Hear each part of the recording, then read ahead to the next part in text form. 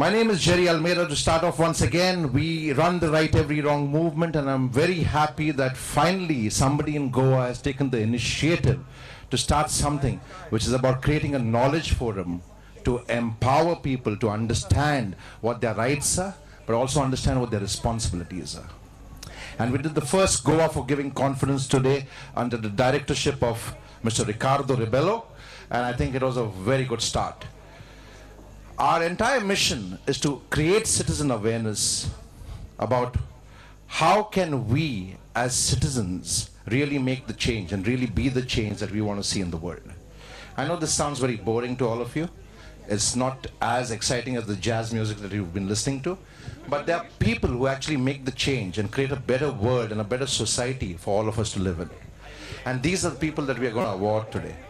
These are people who are going to be presented with the Goa For Giving Awards, which have been created by Armando and are being powered by the Karmaveer Puraskar, which we do every year on the 26th of November, which is 2611, not because of what happened in 2008, but because 2611 is the day when we adopted the constitutional preamble in 1949. That is the significance of the date. So having said that, I would like to call upon Alexander Beats. Alexander is a friend who I've just met yesterday, who has collaborated with Armando to create this Panjim to Amersfoort movement. The whole idea is how can we learn from the Amersfoort experience to create a city which is a world-class city called Panjim. Ladies and gentlemen, Alexander Beats. Well, thank you so much. Far, far, far too much honor on this side. But I'll take this brief moment to explain a little bit what we're doing over here and to see the perspective. Because actually we're here with 13 jazz musicians. Because we think that music can connect all over the world.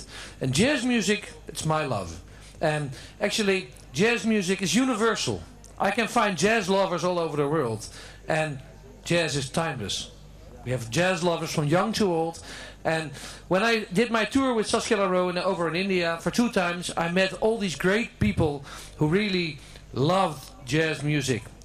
And it's not about jazz, but it's about connecting. And the moment you connect, I'm from Amersfoort. We have a beautiful jazz festival over there. And we come over here and we see Armando and his entire team to create, also to bring jazz. And over in the Netherlands, we host 100,000 visitors in 3 days' time. And I said, so I invited Armando. He said, oh, we need to bring this to Goa over here. That's the first step. And then we say, okay, if we connect Amersfoort and over here the Goa region, then we take it on the next level. Because I heard today that there are some serious challenges on garbage, on traffic, on cultural heritage. And we don't have the solutions, but we live in the Netherlands with 17 million people, about the same regional scale as you live over here. So, and the Netherlands is one of the most polluted countries in the world. You know why? Because we have 3 rivers. So all the pollution of Europe comes into the Netherlands and gets out.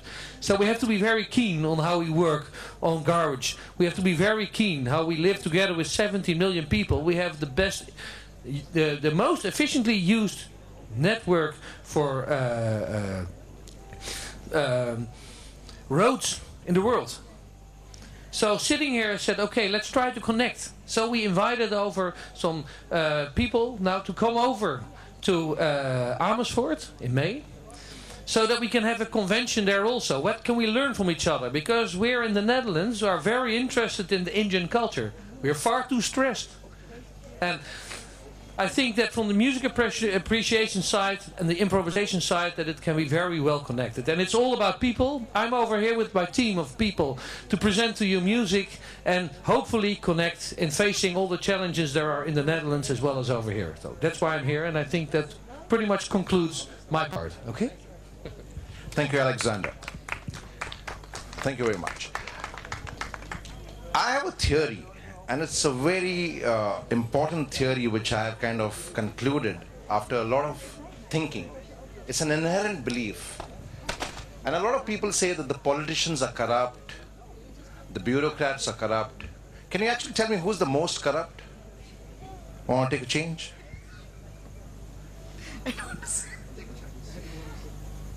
I think each one of us are very corrupt. I agree with her. The citizens, we the citizens, are the most corrupt people in the world. You know why? Because we always take shortcuts with everything that we do. We get caught at a traffic light, we pay a bribe. Wow, thank God for small ones. Somebody's confessing away. Say 3 Hail Marys. Right. So that's what happens with corruption. We keep pointing fingers at the Kalmadis, at the Lalit Modis, at the Sashi Tharoors, little realizing that we the people are the most corrupt in the world because we in our everyday lives are a part of the corruption process. Right? Any counterattacks on that?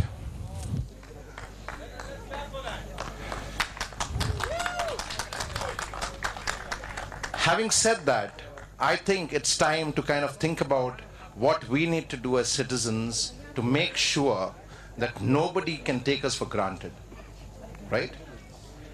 Whether it's a Babush Montserrat or Mickey Pacheco or Chachila Lemao, they are all public servants, not our rulers. They are public servants. Never forget that the most important office in a democracy is the office of a citizen. And we are the most empowered. The highest office is the office of the citizen. But we as people forget that. We somehow become slaves to the so-called megalomaniacs who only promote their own agenda. Right? Agreed? Anybody to say anything against that? Right. Thank God for small mercies. We are all in agreement. So, can we take a pledge today that we will never bribe a cop again? We will never take shortcuts again. And we will go against people who try to bastardize the system. Agreed? Good. We did a small start for Goa today with Goa For Giving. Our director was a person called Ricardo Rebello. I would like Ricardo Rebello to share a few words today. Ricardo.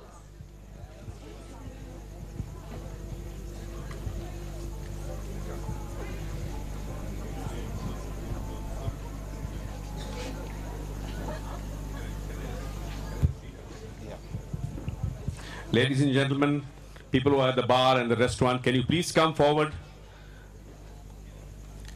just for a few minutes to listen to what Ricardo has to say. He's a man who has conceptualized the Goa For Giving. It's about forgiveness and it's about giving. So give a big hand to Ricardo as he speaks to you.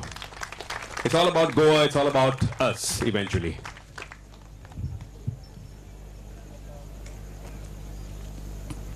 People, Goa is about you.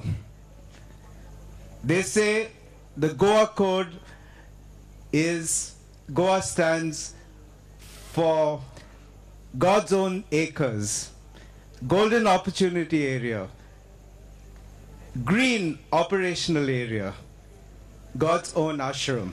We are blessed, this land is blessed, and it is we, the people, who can receive those blessings and make this golden Goa. This year is the 50th year, the golden jubilee year of Goa's independence. So let's use this opportunity in transforming this little jewel in India's crown and spread